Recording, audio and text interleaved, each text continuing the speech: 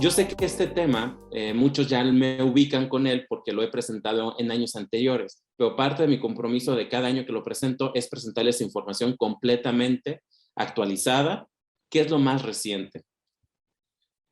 Sin más, pues daremos inicio a la charla. El contenido de esta charla para el día de hoy, hablaremos sobre el escenario perioperatorio, que es obligadamente conocerlo, cuáles son las características de inmunosupresión y cuáles son esas condiciones que desarrollan metástasis perioperatorias. Hablaremos de la evidencia actual que existe sobre propofol, lidocaína, opioides y dexmedetomidina, y al final cerraremos con un par de conclusiones. Para empezar la charla, tenemos que tener muy claro y reconocer la información que ya está publicada, donde hacen completamente muchísima referencia a ese escenario perioperatorio. ¿Qué pasa con el paciente oncológico cuando es llevado a cirugía con un intento curativo? Hay que reconocer que la cirugía por sí sola va a estar fuertemente asociada con proliferación del tumor y desarrollo de metástasis posterior a esta. La escisión quirúrgica es la que se ha identificado como ese evento que facilita la liberación de células tumorales a la circulación periférica y que esto lleve a una diseminación. Y que la presencia de esas células tumorales en la circulación periférica va a estar completamente asociada a una peor sobrevida. Vamos a tratar de explicar con este dibujo todo lo que pasa.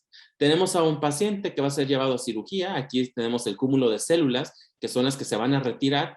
¿Y qué es lo que pasa? Durante la cirugía va a haber una activación del sistema inmunológico. Esto porque diferentes estímulos que están completamente desarrollados desde el pre y en el transoperatorio van a facilitar la sobreexpresión de interleucina 6, van a facilitar la sobreexpresión de ciclooxigenasa tipo 2, van a activar diferentes vías de matiz de la metaloproteinasa y de factor de necrosis. Estas células que tienen una sobreexpresión en el perioperatorio van a facilitar que el estímulo sobre las células cancerígenas sea inflamatorio y va a desencadenar que incremente la motilidad, incremente la invasión e incremente la proliferación de esta célula tumoral residual. También durante el transoperatorio se pueden identificar diferentes eventos de hipoxia tisular por diferentes motivos. Al momento que eso se reconoce, va a haber una sobreexpresión del factor inducible por hipoxia, unidad 1 alfa, y del factor de crecimiento endotelial vascular. Esto con el fin de promover angiogénesis y es una respuesta fisiológica del cuerpo para tratar de compensar esos escenarios de hipoxia que registra. Y un tercer estímulo y muy importante, y donde los anestesiólogos es nuestra parte gruesa, el estímulo doloroso del paciente. Durante el transoperatorio y en todo el perioperatorio no tenemos que permitir que el paciente responda o sienta una sensación de dolor, porque si esto pasa, va a haber una activación de toda la cascada, va a haber aumento de cortisol, aumento de catecolaminas, y esas impactarán directamente sobre las natural killer, recordando que son la primera línea de defensa del cuerpo contra cualquier proceso tumoral. Todos estos eventos, esta activación del sistema inmune, estos escenarios de hipoxia, ese estímulo doloroso, la sobreexpresión de todas esas sustancias que ya les he mencionado, van a terminar desencadenando que esa célula del tumor primario que se desprendió y entró al torrente sanguíneo y empezó un proceso de diseminación, se va a ver expuesta a esa sobreexpresión de sustancias y lo único que va a terminar resultando es que facilite el crecimiento de la metástasis después de la cirugía. Las células tumorales, para que este proceso después de una cirugía se implanten y den el crecimiento de una nuevo proceso metastásico, tendrá que empezar por un proceso de diseminación. Esa célula tendrá que entrar al torrente sanguíneo o tendrá que entrar a los vasos sanguíneos, a los vasos linfáticos, tendrá que tener adherencia a cualquier otro tejido y tendrá que empezar un crecimiento. Posterior a este crecimiento, tendrá que tener una penetración sobre la membrana basal y eso es lo que va a desencadenar ahora sí una metástasis bien establecida. Pero bueno, los escenarios de inmunosupresión es completamente multifactorial. Y eso es muy complejo de evitar que pase en un paciente. ¿Por qué? Porque la misma cirugía es un factor de riesgo para la inmunosupresión. Que el paciente tenga dolor termina siendo un factor de riesgo. Y aquí algo muy importante, si en el transoperatorio nos esforzamos por cuidar al paciente, por darle un manejo multimodal, poner un bloqueo y hacer que el paciente no tenga dolor, esta misma estrategia tendremos que continuarla en el posoperatorio. porque si en el trans el paciente no percibió dolor, pero en el posoperatorio inmediato fracasamos en nuestro plan analgésico y el paciente tiene dolor, en ese momento se van a activar todos esos mecanismos, va a venir la sobreexpresión de cortisol y catecolaminas y va a ser el mismo impacto. También tendremos que cuidar que el paciente no llegue con estrés psicológico, haciendo apoyo de un servicio de psicología que ayude a canalizar todo ese estrés del paciente. Y algo muy importante, recordar que un paciente bien informado sobre su diagnóstico, sobre el tratamiento quirúrgico y sobre el manejo anestésico va a ser un paciente con menor ansiedad y un paciente mucho más cooperador. Tendremos que evitar escenarios de hipotermia desde el preoperatorio, no permitir que el paciente tenga esa pérdida de calor, ayudar a que la conserve y en el transoperatorio, muy importante estar haciendo mediciones de temperatura y estando ofreciendo estrategias para conservar el calor. Esto es muy debatido, pero la información de manera general sugiere que el hecho de transfundir a un paciente pone en riesgo un estado de inmunosupresión en nuestros pacientes, al igual que los opioides y al igual que los anestésicos inhalados, que más adelante hablaremos un poco más de ello. Todo esto en esta diapositiva es para ejemplificar todo lo que va a pasar en nuestro paciente oncológico en ese momento del transoperatorio principalmente. Entonces, para resumir, en el escenario perioperatorio del paciente oncológico vamos a tener una mayor sobreproducción de factor inducible por hipoxia, vamos a tener un factor de crecimiento similar a la insulina que también va a estar sobreexpresado, tendremos factor de crecimiento endotelial vascular, factor de crecimiento epidérmico y esto estará acompañado de un escenario de inmunosupresión principalmente marcado sobre las natural killer. La unión de estos dos desenlaces va a traer que el paciente pueda cursar con un pobre pronóstico después de la cirugía, que traiga una progresión del ciclo celular sobre las células tumorales residuales, que haya una inhibición de la apoptosis de esas células tumorales residuales y pues que se termine desencadenando metástasis después de la cirugía.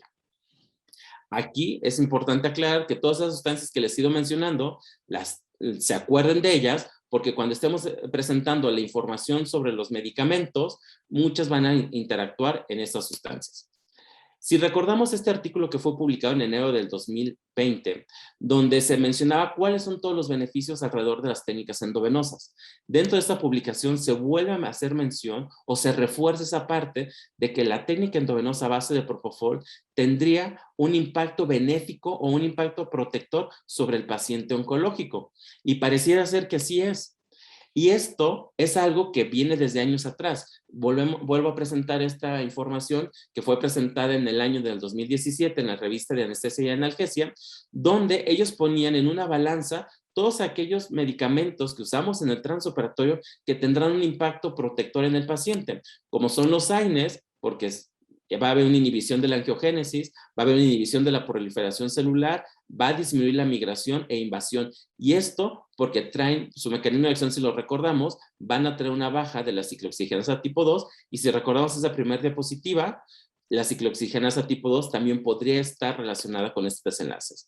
De igual manera, se sugiere que la lidocaína, por tener una inhibición sobre el factor de necrosis tumoral alfa y del factor de crecimiento epidérmico, porque bloquea los canales de sodio, y el propofol, que trae una promoción de la actividad citotóxica de las natural killer, trae una inhibición de la ciclooxigenasa, del factor inducible por hipoxia y una inhibición de la motilidad de las células tumorales residuales.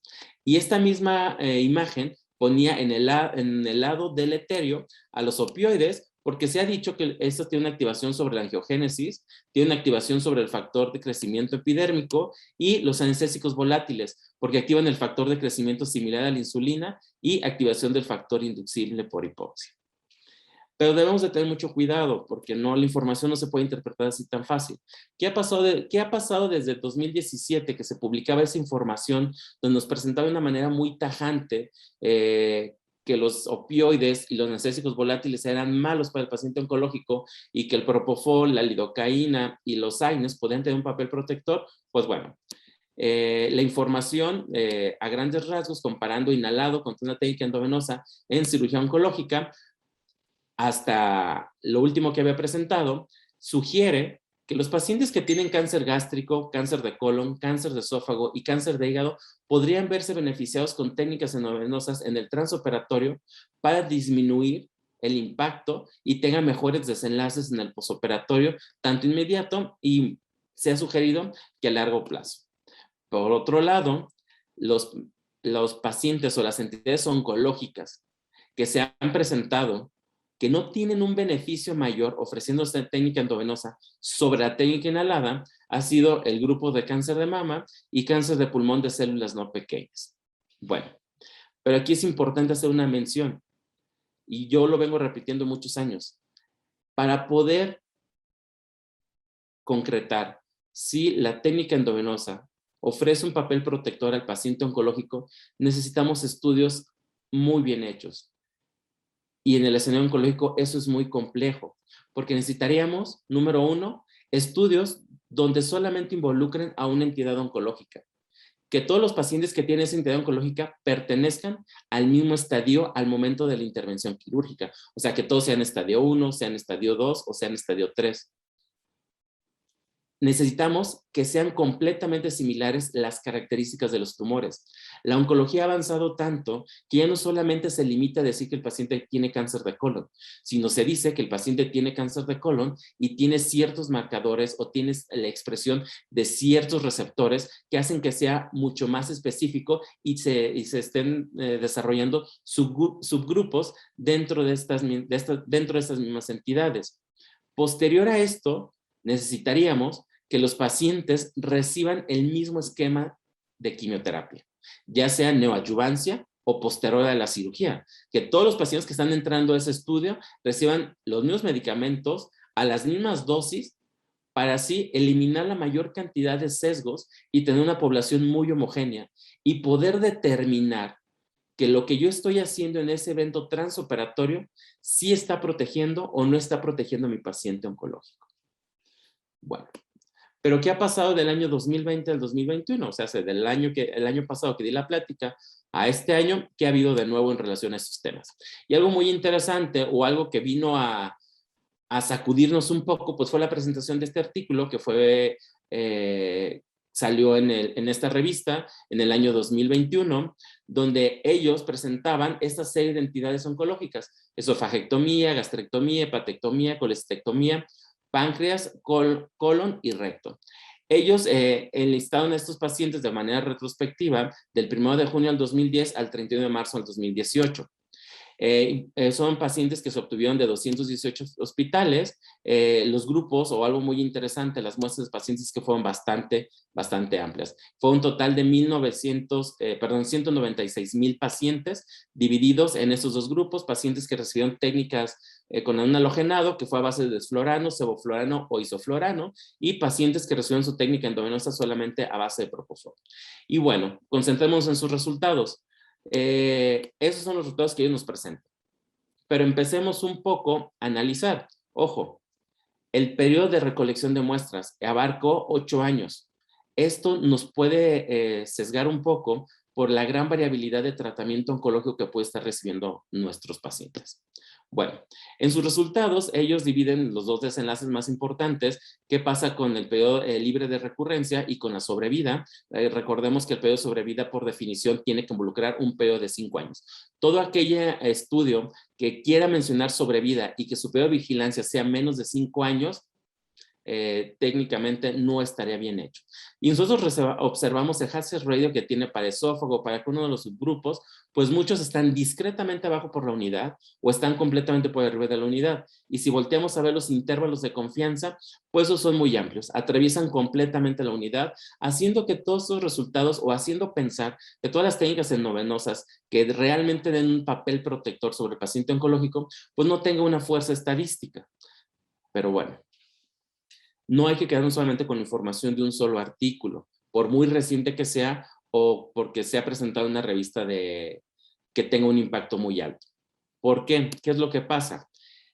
En julio de este mismo año salió una carta al editor haciendo referencia a este artículo, donde exponen que todos los desenlaces que habían hecho, o todas las mediciones o su análisis estadístico, posiblemente no se hizo de la mejor manera. Número uno, algo que tenemos que observar es que se incluyeron diferentes tipos de cáncer. Y yo les decía hace un momento, yo necesito estudios donde solamente su muestra involucre solamente una entidad oncológica y que esa entidad oncológica todos los pacientes se encuentren en el mismo estadio. Algo que también estuvo un poco mal metodológicamente es que sometieron a todos los pacientes, tanto el tipo de cáncer como la cirugía, al mismo análisis. Los corrieron bajo el mismo esquema estadístico. No tomaron en cuenta, si leemos el artículo, jamás toman en cuenta la agresividad de las entidades oncológicas. Solamente porque el paciente tenía cáncer de colon, lo metieron al grupo. No hicieron una purificación por los estadios que tenía cada una de esas entidades. No tomaron en cuenta la malignidad entre los tipos de enfermedades oncológicas ni el origen de la misma. Y lo más importante, no se hace una especificación del abordaje quirúrgico. Cada vez tiene más realce que para este tipo de estudios y tratar de que mi muestra sea lo más homogénea, también tendré que especificar si fue un abordaje abierto o fue un abordaje laparoscópico. Ya que si recordamos de las primeras diapositivas, donde les ponía que ese escenario del perioperatorio es una ventana de inmunosupresión, parte de lo que lleva esa inmunosupresión también es la técnica quirúrgica en sí. Entonces, yo les decía, no nos quedamos solamente con un artículo. Y desafortunadamente este artículo que se presentó en enero, pues tuvo bastantes desventajas que posteriormente fueron reconocidas. Pero que ha salido haciendo énfasis en eso de información muy concreta sobre grupos muy específicos o una sola entidad oncológica. Y ese artículo es uno de los más interesantes. Solamente se tomaron en cuenta pacientes que tenían un diagnóstico de cáncer de colon. Las muestras son muy amplias. El grupo de endovenosa fueron de 6,322 pacientes, el de inhalado 5,238 pacientes. Se emparejaron los grupos, quedando 4,347 pacientes para cada grupo, y ellos, los desenlaces que buscaron era qué pasaba con la recurrencia después de la cirugía. Encontraron que los pacientes en técnica endovenosa a base de propofol, el 18,9% tuvo recurrencia, contra un 20,7% de los que estuvieron expuestos a una técnica inhalada. El riesgo de recurrencia de inhalada se observó que tiene un hazard ratio de 1,12, o sea, todos aquellos pacientes que fueron expuestos a una técnica inhalada tenían una mayor incidencia, y con intervalos de confianza que estadísticamente son fuertes porque no rebasa la unidad, queda completamente por arriba de la misma. Ellos hacen todavía un ejercicio haciendo un modelo de riesgo, tomando en cuenta esta información y corriéndolo a 5 años, viendo qué pasaría. Ellos encontraron que las pacientes expuestos a técnicas inhaladas iban a tener un riesgo del 20,8% a presentar recurrencia, contra los pacientes que habían sido expuestos a técnicas a base de propofol, que el porcentaje fue del 18,8. Y nos presentan esta gráfica donde nos ejemplifican todos aquellos haciendo ese cruce con diferentes factores de riesgo de qué pasaría o quién estaba en relación a favor de la técnica endovenosa. Si observamos a primera vista, vamos a ver que todos los pacientes, tomando en cuenta las diferentes características como el ASA, otras comorbilidades, el hazard ratio queda completamente por arriba de la unidad. Obviamente eso no es lo único que le da fuerza a un resultado estadístico, pero también tenemos que presentar, atención, qué pasa con los intervalos de confianza. Y la gran mayoría de sus intervalos de la confianza quedan por arriba de la unidad. De hecho, si nosotros observamos el resumen de todo, de manera general, tanto el hazard ratio como el intervalo de confianza queda completamente por arriba de la unidad, dándole fuerza a esos resultados. También, algo muy interesante que pasó este año, yo les mencioné en las primeras diapositivas, del 2020 hacia atrás, los estudios que habían tratado de relacionar sobre cáncer de pulmón de células no pequeñas, no se había demostrado un beneficio entre darles inhalado o darles una técnica endovenosa. Alguien se le ocurrió hacer un estudio donde solamente agarró pacientes que fueron llevados a una resección pulmonar que tenían cáncer de pulmón, pero algo muy importante, en estadio 1. Eliminó completamente a los pacientes que tuvieran otro tipo de estadio. Se recolectaron 230 pacientes que fueron del 2010 al 2016. Todos los pacientes fueron estadio 1. Esto ayuda a que la muestra sea mucho más homogénea.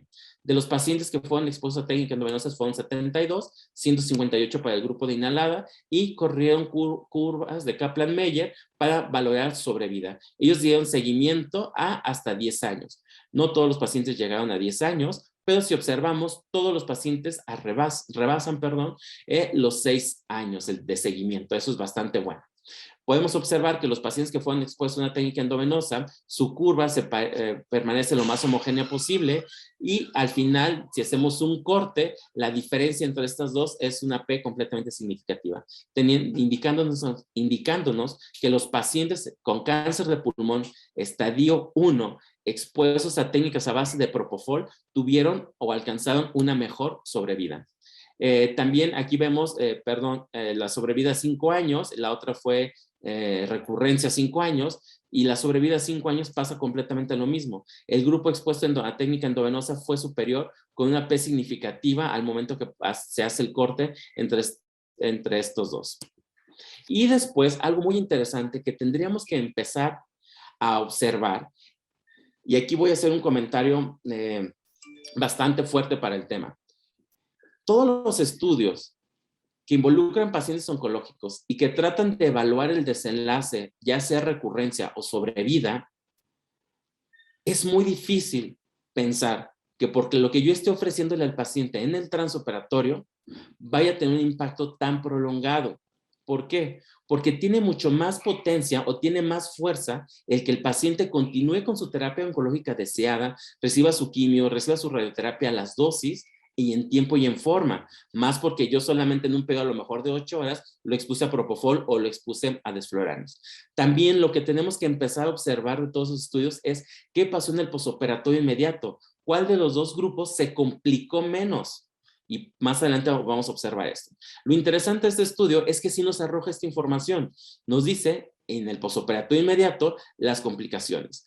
Ciertamente, de las que están aquí mencionadas, no tienen una P significativa, pero si somos un poco observadores, vamos a observar que la diferencia entre uno u otro, pues sí es llamativa. O sea, los pacientes o las complicaciones cardiovasculares fueron menores en los pacientes con técnicas endovenosas, de igual manera las complicaciones infecciosas y de igual manera las complicaciones pulmonares. Y eso es algo muy enriquecedor de este artículo, aparte de que, bueno, agradecemos que solamente se hayan limitado a un solamente tipo de estadio.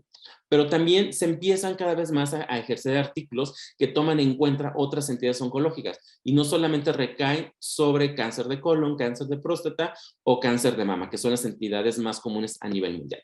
En este estudio agarraron solamente pacientes que fueron llevados a cirugía robótica, pacientes con cáncer de vejiga que se les hacía una cistectomía radical y de igual manera. Fueron 231 pacientes, 126 pertenecían a técnica endovenosa, 105 a grupo de inhalado, y ellos evaluaron la recurrencia a distancia después de la intervención quirúrgica.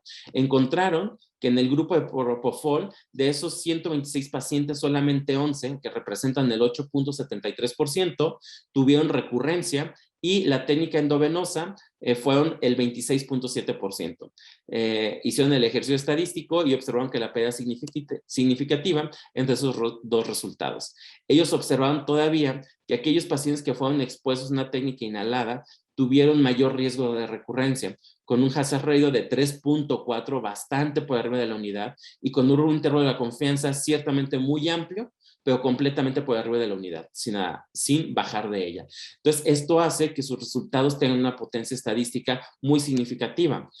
Corrieron curvas de Kaplan-Meier, tomaron en cuenta hasta 36 meses, y podemos observar que la línea roja que representa a los pacientes expuestos a propofol siempre se mantuvo separada de los pacientes que fueron expuestos a anestésicos volátiles, y al momento que hacen el punto de corte, la P es de 0.0019, significativa. Entonces, podemos ir agregando pacientes a esas consideraciones que sí se podrían beneficiar por técnicas endovenosas, no solamente a gástrico, a esófago, a colon, a páncreas, a hígado, sino también ya observamos que pacientes de cáncer de pulmón estadio 1, a los pacientes con cáncer de vejiga, puede observarse que sí se benefician de estas técnicas endovenosas. Pero bueno, este artículo, que aquí está la información en la diapositiva, si no, posteriormente con mucho gusto les puedo compartir la bibliografía para que la revisen. Yo creo que de todos los artículos que les voy a presentar, este es el más interesante y el que va a ser ciertamente más enriquecedor. ¿Por qué? porque ellos se dedican a hacer una revisión de 105 estudios donde han analizado un paciente oncológico, bueno, entidades oncológicas y sus desenlaces a diferentes técnicas anestésicas. Lo interesante es que discriminan muy bien entre aquellos estudios que utilizaron población animal, aquellos estudios que fueron solamente in vitro, o sea, que hacían cultivo de células tumorales y eran expuestas a diferentes anestésicos, y aquellos pacientes que se han corrido en vivo. Voy a empezar a presentar la información, obviamente no pretendo aburrirlos, vamos a hacerlo mucho más amplios. Ahora aquí necesito que recordemos todas esas sustancias que les mencionaba que va a haber o que van a estar sobreexpresadas en el perioperatorio, porque esos son los objetivos o son los puntos diana que todos estos estudios van a tratar de interactuar. En esta primera tabla que se nos presenta todos los estudios que se han hecho en animales, lo más enriquecedor, vamos a ver que en este estudio que está aquí con la línea verde, que utilizaron propofol, ellos observaron que el propofol disminuye el edema tisular y disminuye la prostaglandina 2. Entonces, si recordamos que estos pueden tener un desenlace directo sobre el proceso de motilidad del tumor, y el propofol aquí lo inhibió, pues parece ser un resultado bastante prometedor. En ese segundo estudio, de igual manera utilizan propofol, y ellos sus resultados es que no encuentran una diferencia sobre el volumen en el tumor primario, pero sí observaron que existe una relación dosis dependiente para disminuir el número y el tamaño de las metástasis pulmonares. Entonces, en animales sí se ha logrado poder demostrar propofol, que sí tiene un impacto benéfico sobre el paciente. En este otro estudio, que son in vitro, donde se hacen diferentes cultivos de células oncológicas, se han desarrollado lo siguiente. En este primer estudio, estas células fueron expuestas a diferentes anestésicos volátiles, isoflorano, sevoflorano y dedoflorano, y ellos encontraron que todos los anestésicos volátiles incrementaron la expresión de genes, aumentaron la expresión de proteínas, y en vitro se demostró que hay una mayor capacidad de migrar de esas células tumorales. En el siguiente estudio, que ellos comparan isoflorane contra propofol, su objetivo, su resultado era ver qué pasaba con la expresión del factor inducible por hipoxia. Ellos encontraron que el propofol inhibe la activación o la estimulación que dependa del factor inducible por hipoxia, y que el propofol previene la sobreexpresión del factor inducible por hipoxia, que eso se desencadena por el isoflorane. En esta otra tabla vamos a centrarnos en estos tres artículos, donde de igual manera son in vitro, son cultivos de células tumorales, donde fueron expuestas a diferentes concentraciones de propofol. ¿Y qué fue lo que observaron?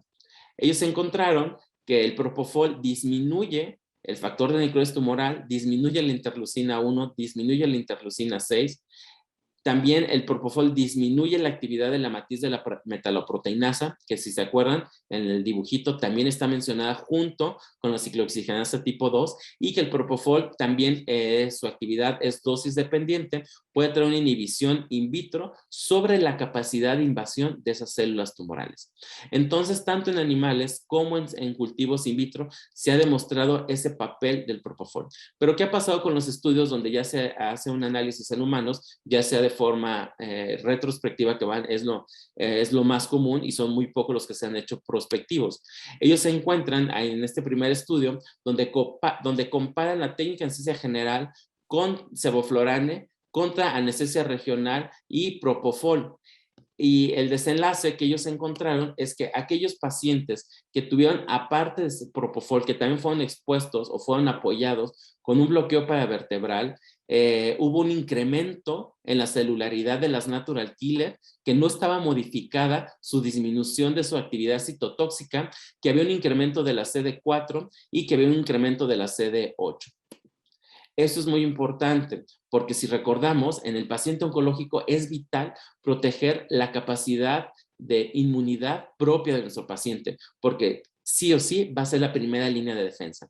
En ese segundo estudio que quiero que observemos, donde comparan sevoflurane con propofol, ciertamente es una muestra muy pequeña, 20 pacientes para cada grupo, pero el desenlace es interesante, porque el propofol tuvo mayores expresión de interleucina 6 y mayor expresión de la interleucina, perdón, mayor expresión o mayores niveles de la interleucina 10 y menor de la interleucina 1 y de la interleucina 6. De igual manera, en esta misma tabla, en este otro estudio, donde comparan Propofol y contra Isoflurane, 20 pacientes para cada grupo también, ellos encontraron que los pacientes que habían recibido Propofol tuvieron significativamente niveles más bajos del factor de necrosis tumoral alfa, niveles más bajos de interleucina 6 y niveles más altos de interleucina 10 en el posoperatorio inmediato. Y aquí, en esta otra gráfica, donde son estudios retrospectivos en vivo, en pacientes, donde comparan, y aquí lo interesante es, si se fijan, el grueso son varios estudios, donde comparan TIVA contra un solo anestésico local, que eso también es de agradecerse, y eso habla de que metodológicamente estén mejores hechos esos estudios, porque aquellos donde solamente comparan Propofol con diferentes anestésicos locales, pues puede haber un sesgo, porque a lo mejor el comportamiento va a ser muy diferente entre un anestésico y otro. Aquí sí se limita a técnica endovenosa contra solamente un agente de anestésico inhalado, perdón, y todos los estudios, su desenlace a vigilar es la sobrevida a 1 o a 5 años. Todos esos estudios, si vemos sus hazard ratio, están por abajo de la unidad, sugiriendo que la técnica endovenosa con Propofol, comparándolo con un halogenado, da una mejor ayuda al paciente que alcanza su sobrevida a 5 años, y sus intervalos de confianza, que son los que están entre paréntesis, todos están por abajo de la unidad. Algo que también que tendríamos que observar en esta tabla es que hay algunos estudios que sí se preocuparon por tratar de limitar no solamente la entidad oncológica, sino también el estadio de los pacientes que se metieron o se corrieron sobre el ejercicio estadístico. Eso metodológicamente hace que sus resultados tengan una mayor potencia estadística. Y en esta otra tabla vamos a observar Propofol contra Desflurane, anestésicos volátiles, que aquí el detalle es eso, que mezclaron diferentes anestésicos contra diferentes técnicas endovenosas. Observamos que el hazard ratio para sobrevida sí es por abajo de la unidad, con un intervalo de confianza completamente por abajo de la unidad, pero la sobrevida a 5 años pareciera ser que no es significativa. Y yo les vuelvo a mencionar, pensar que lo que yo hice en esas 8 horas, a lo mejor en esas 12 horas, depende del tipo de cirugía oncológica, lo que yo le ofrecí a mi paciente de Propofol, de lidocaína o lo que le expuse a un anestésico inhalado, va a tener un impacto, va a tener una repercusión hasta 5 años, es muy complicado de poder demostrarse. Hay otras variables que tienen mucho mayor peso para ese tipo de desenlaces. Bueno, y yo les mencionaba que lo más enriquecedor aquí sería pues solamente pensar qué pasa en el posoperatorio inmediato. O este artículo que es bastante interesante, que nos dice, ok, vamos a comparar dos técnicas anestésicas, la técnica inhalada y la técnica endovenosa. Pero no solamente nos vamos a preocupar por qué desenlace tiene de sobrevida o recurrencia, sino el paciente qué percepción tiene sobre la calidad del manejo anestésico. Para hacer este estudio, utilizaron pacientes que fueron expuestos a pancreatectomía, por ende los pacientes tenían diagnóstico de cáncer de páncreas o ampulomas. Este estudio fueron 132 pacientes, 57 al paciente del grupo de inhalado, 59 al paciente de endovenosa. Los pacientes de inhalado solamente se respetó que fue un inhalado, fue Desflurane y Remi, y en la endovenosa fue Propofol y Remi. Eso hace que sea más homogéneo.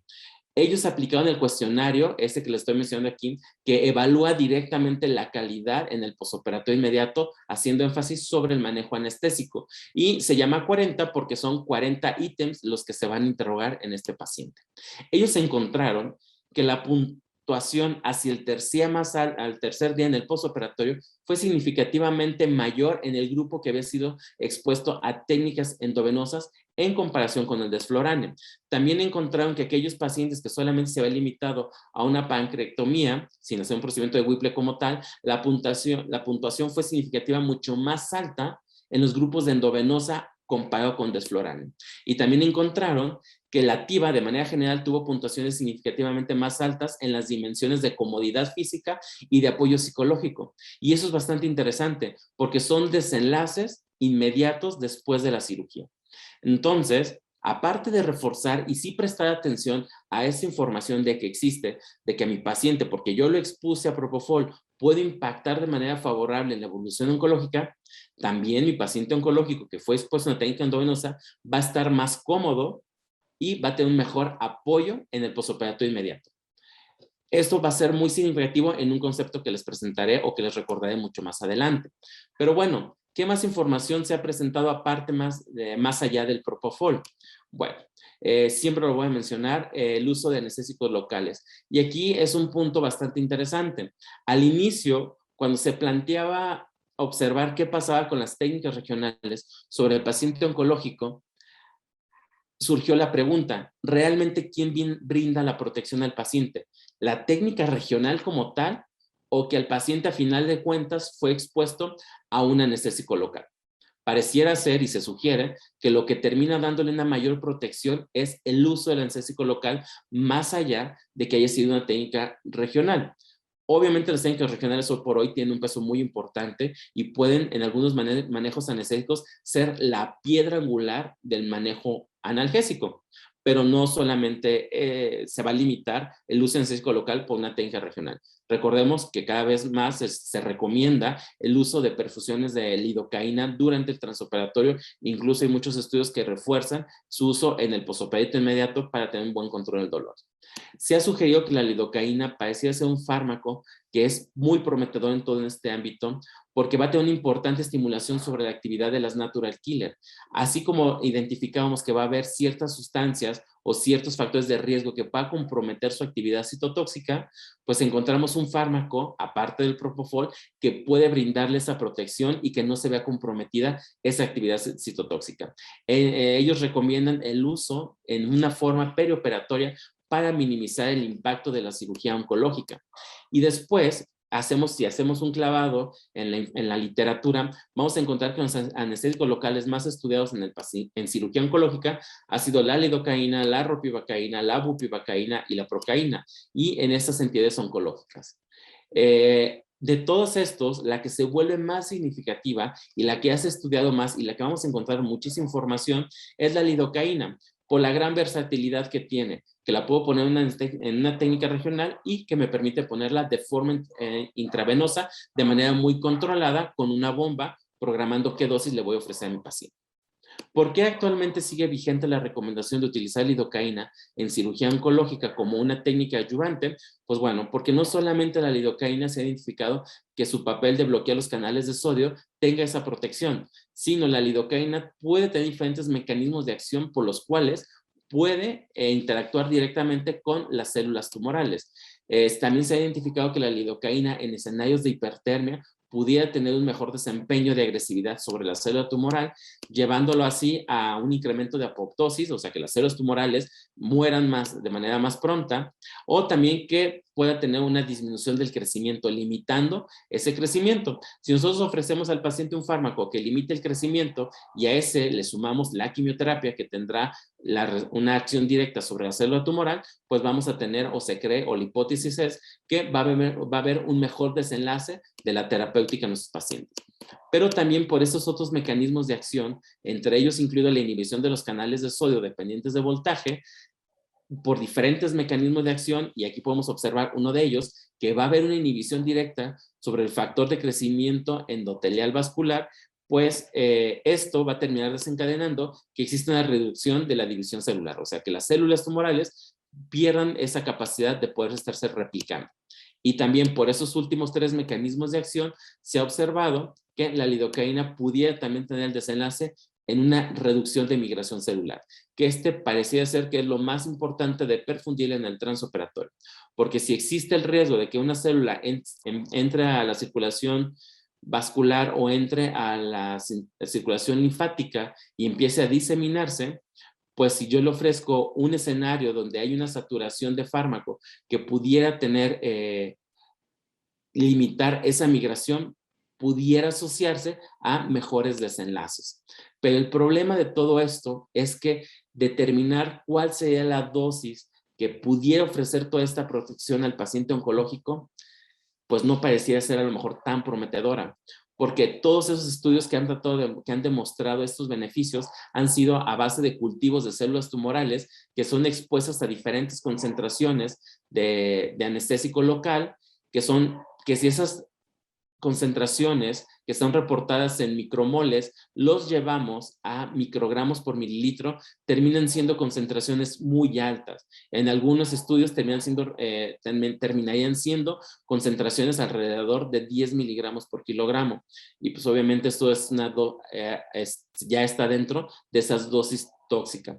Y otro componente importante, que el tiempo que el paciente tendría que estar expuesto a esta concentración de anestésico local para realmente tener ese papel protector, parecía ser que va alrededor de las 72 horas. Pero eso no lo digo con la finalidad de contradecir lo que acabo de mencionarles.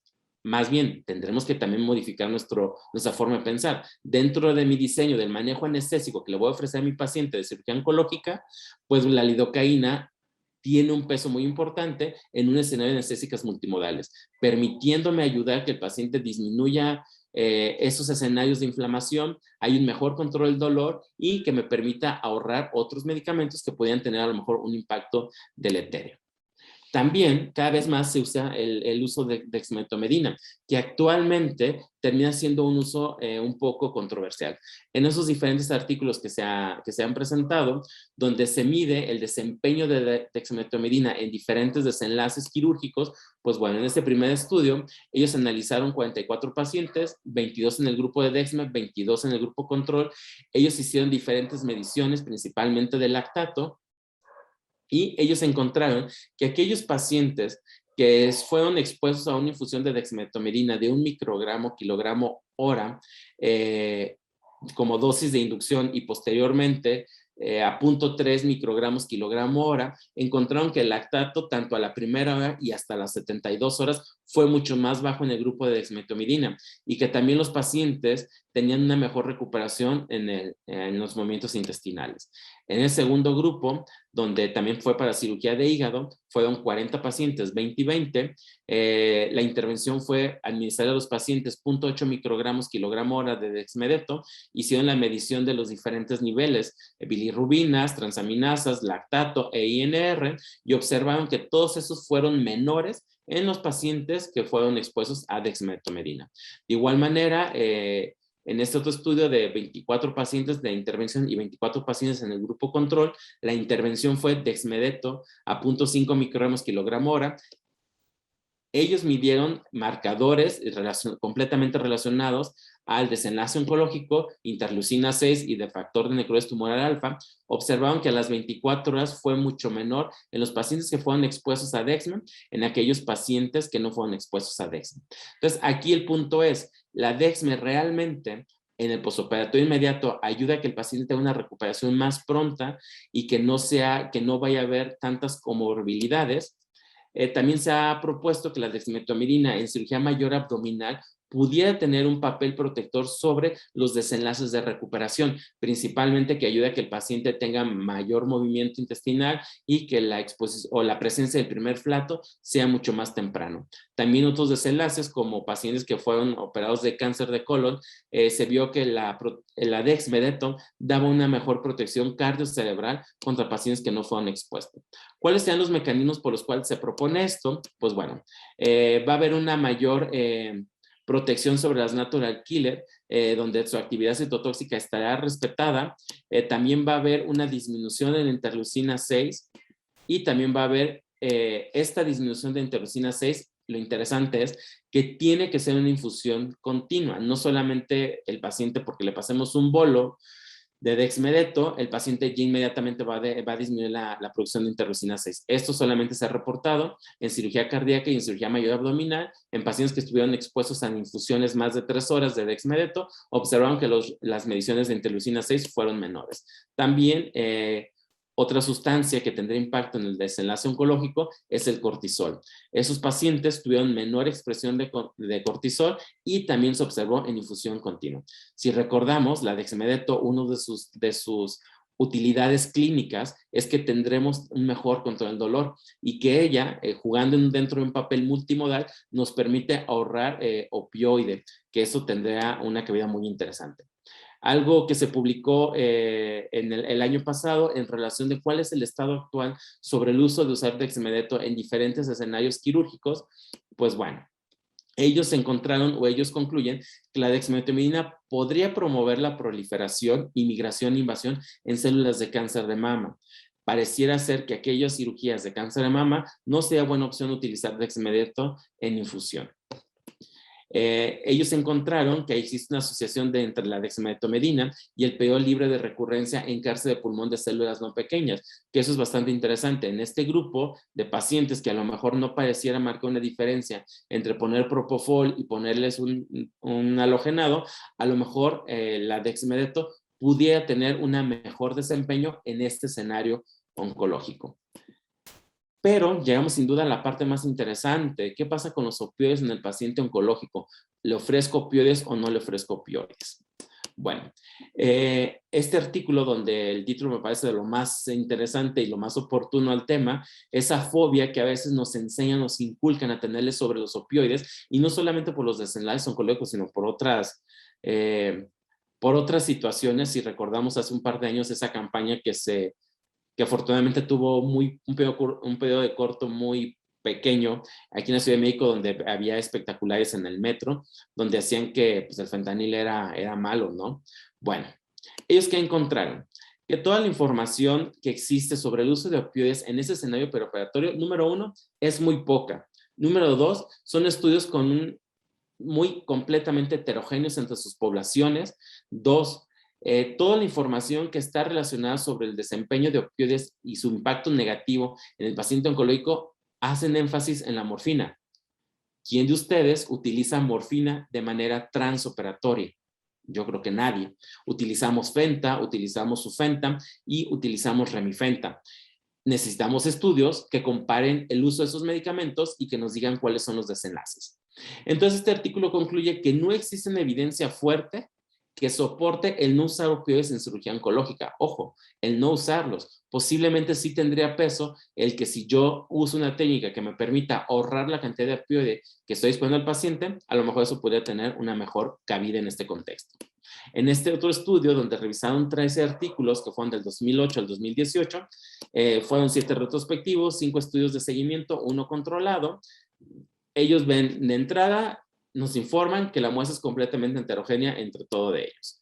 Existen diferentes variables de confusión y algo muy importante, que no terminan haciendo homogénea tu población. O sea, sí meten pacientes de cáncer de colon, pero diferentes estadios. O esos pacientes, su desenlace después de la cirugía, pudieron recibir diferentes esquemas de quimioterapia, que esto tendría mucho más peso sobre la evolución, más allá que si el paciente le pusieron Fenta o no le pusieron Fenta. Y vuelven a concluir algo muy similar que el estudio anterior. La evidencia actual no es concluyente para no dar opioides en la cirugía oncológica. Todo lo que les he ido mencionando y lo que tendremos que cambiar empezar a cambiar nuestra forma de pensar sobre el paciente oncológico, más allá de que si lo que yo estoy haciendo en este momento tendrá un impacto que alcance hasta 5 años, tendré que pensar que tengo que hacer que mi paciente se recupere lo más pronto posible en el posoperatorio inmediato. ¿Por qué? Porque existe este concepto a partir del 2016, donde se abrevia con las siglas RIOT, donde solamente nos hace énfasis el regreso a las terapias oncológicas deseadas. Un gran porcentaje de pacientes oncológicos que son sometidos a cirugía necesita continuar o necesita complementar con quimioterapia o radioterapia después de la cirugía. Para que eso sea un éxito, estas técnicas tendrán que recibirse dentro de las 6 o 8 semanas después de la cirugía. Si el paciente continúa o recibe su quimio después de este periodo de tiempo, el porcentaje de sobrevida o de libre de enfermedad se va a ver comprometido.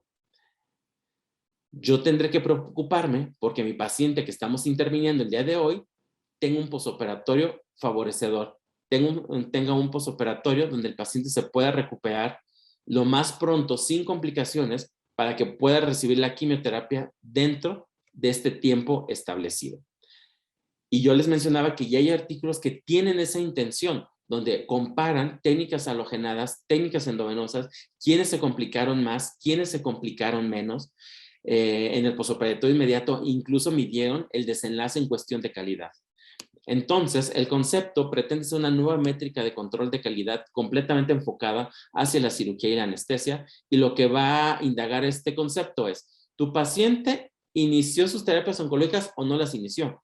Si hay un paciente que tenía previsto que después de su cirugía tendría que llevar quimioterapia y ese paciente no la continuó porque a lo mejor el paciente se nos chocó durante la cirugía, hizo lesión renal, esta no se resolvió completa, el paciente quedó con cierto grado de lesión renal y eso ya hizo que no pudiera continuar con la quimioterapia, pues bueno, eso es un desenlace directo del transoperatorio. O si el paciente tuvo disencia de anastomosis, tuvo fuga, se contaminó la cavidad abdominal y el paciente cursó con un desenlace de sepsis abdominal, esto también lo aleja por mucho de ese tiempo para poder recibir sus esquemas de quimio o de radioterapia. Y después, si el paciente sí recibió el esquema, ¿cuánto tiempo pasó?